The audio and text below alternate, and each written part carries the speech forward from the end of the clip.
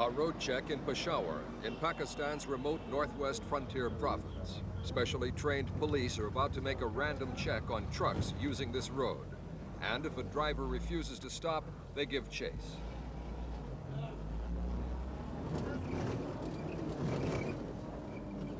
What the police are looking for are illegal drugs, cannabis and opium, drugs that have been common here for centuries, but now overtaken by the manufacture of heroin.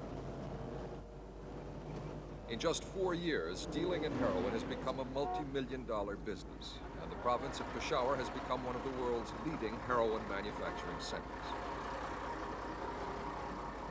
Catching the smugglers is a dangerous business. They will not hesitate to shoot anyone who stands in their way. 2 days after these pictures were taken, one officer from this patrol was shot dead during another random check.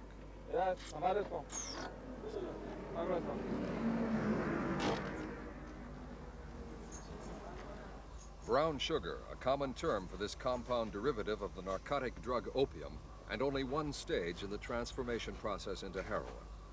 U.S. drug experts estimate that Pakistan produces around 700 tons of illicit opium a year. They also estimate that some 40% of all drugs smuggled into America comes from this area. To escape the authorities, the smugglers find many ways of hiding their illegal cargo. In this case, it was hollowed out stones. The inside was carved out and stuffed with bags of drugs. This method is a common way to smuggle drugs, but it's not always successful. The stones were carefully glued back together again to avoid detection, but this time it didn't work. Although the authorities do score some successes, they can't really stop the increasing flow of drugs out of Pakistan. These confiscated trucks are only a few of the hundreds used at every possible crossing point between Pakistan and Afghanistan.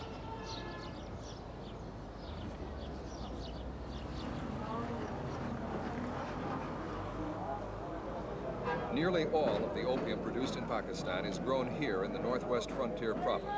The region is ideal for growing. There's a long tradition of opium growing here, and smuggling is almost an honorable occupation in these parts.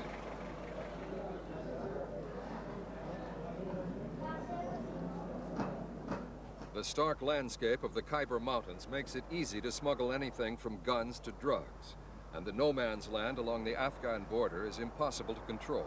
But there are other reasons to explain the growing of opium and the manufacture of heroin in Pakistan.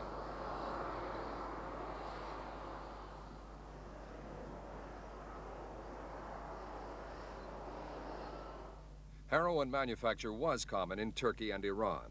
In Turkey, the military regime's clampdown on drugs has almost completely destroyed the heroin trade. In Iran, much the same thing has been attempted. Iran banned the use of drugs in the late 60s during the Shah's regime. All opium vendors were closed down, but this didn't put an end to trafficking. Instead, the whole market simply went underground. Ayatollah Khomeini's Islamic Revolution continued the Shah's anti-drug policies. As a result, heroin manufacturing centers were forced out of Iran and into Afghanistan. But although the execution of drug peddlers is still widespread, they've had little effect on Iranian heroin consumption. Today, there are still 500,000 drug addicts in Iran, and the demand is as high as ever. But Afghanistan was not a haven for heroin manufacturers for very long. When the Soviet Union moved in, the heroin manufacturers moved out and into Pakistan. As Soviet troops increased in numbers and the war dragged on, the heroin trade was further disrupted. The traditional trade routes through Afghanistan into Iran were broken. Because of this, Pakistani manufactured heroin, which could no longer follow the old routes, had to find new ones and new markets. This is why Pakistan's opium and heroin now increasingly finds its way to Western Europe and the United States, although some of it still ends up in Iran.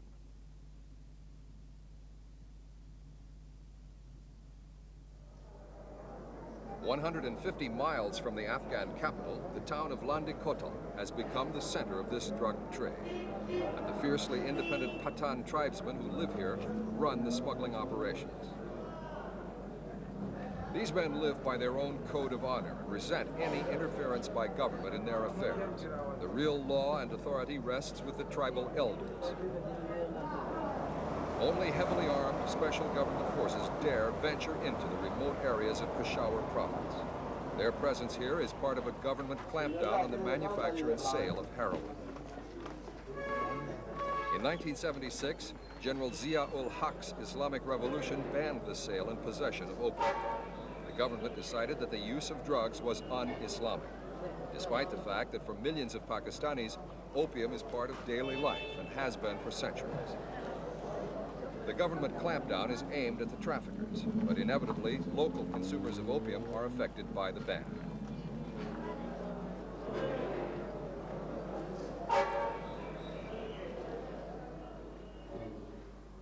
Opium is smelly and bulky, but once refined into heroin, it's easy to conceal.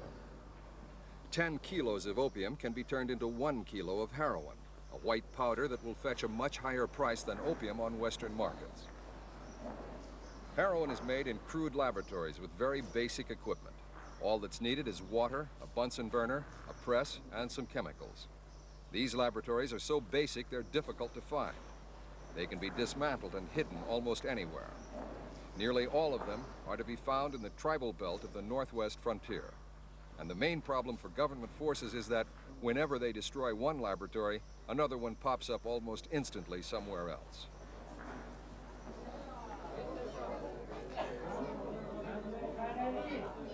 Government efforts are also directed at controlling local consumption of opium. To do this, the government restricts legal production to around 7 tons a year. The government has reluctantly licensed some 33 shops where opium can be sold. The customer can buy a small lump of opium much in the same way he would buy a packet of cigarettes. The opium sold is in the shape of a black tablet ready to chew or smoke. Each tablet is supposed to bear the official government stamp, but 9 out of 10 don't, and that's because they're sold illegally.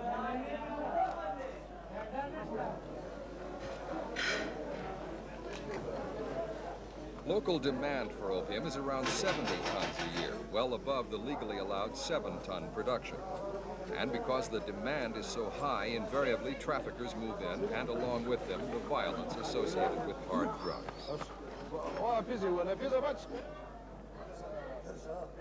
In their fight against the heroin traffickers, government forces have cracked down on many operations. Several important traffickers have been arrested. But as with the laboratories, that fight isn't always very successful. Shakil Durrami, the political agent for the area, told us how successful he thinks his forces have been against the heroin trade. After we imposed a ban on heroin last year in November, all the 27 pieces of equipment, the labs, were handed over to us.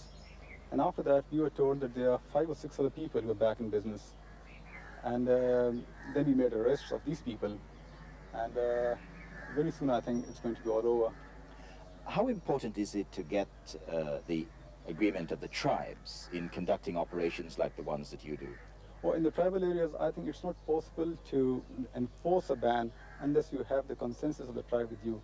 And we were successful in getting the tribe to give us an undertaking that they are not going to permit the manufacture or sale of heroin and morphine in their area.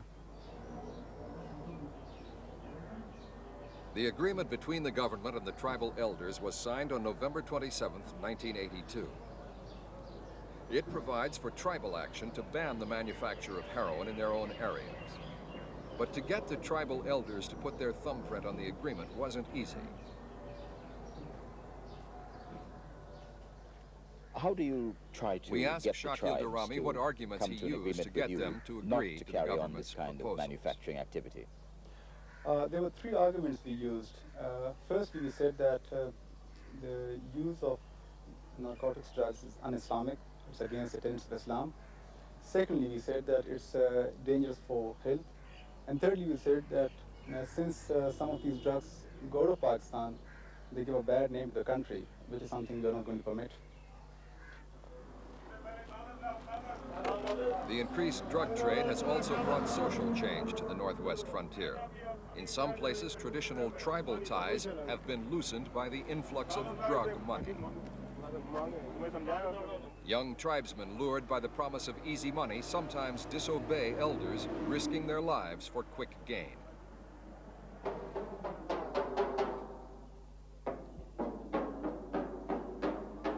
The government has been successful to some extent in cracking down on smuggling, but with several hundred tons of opium produced, much of it is bound to get through. It's the stuff that gets through which concerns Western governments. The administration in Washington has been pressuring Pakistan to crack down even further. What is the bottom We asked line in Mr. this? Khan, When the would acting you think commissioner that you for have customs really in Peshawar, got the if he thinks problem Pakistan can really just where you reduce want the it? drug trade in the near future. It is a continuous fight. We don't know what will happen in the future. All the government agencies, particularly the federal government as well as the provincial government, they are concerned about the whole problem. They are doing whatever they can do to stop this menace of narcotics trafficking and smuggling and production of heroin. As I already told you, they have already smashed 27 factories. The traffickers have moved into Afghanistan.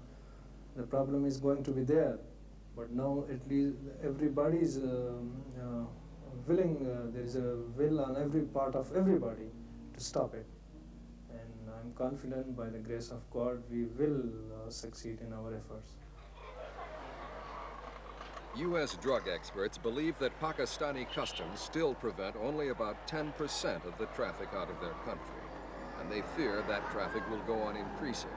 It's a prospect that worries law enforcers, social workers, and doctors, all of whom have to deal with the consequences of drug abuse.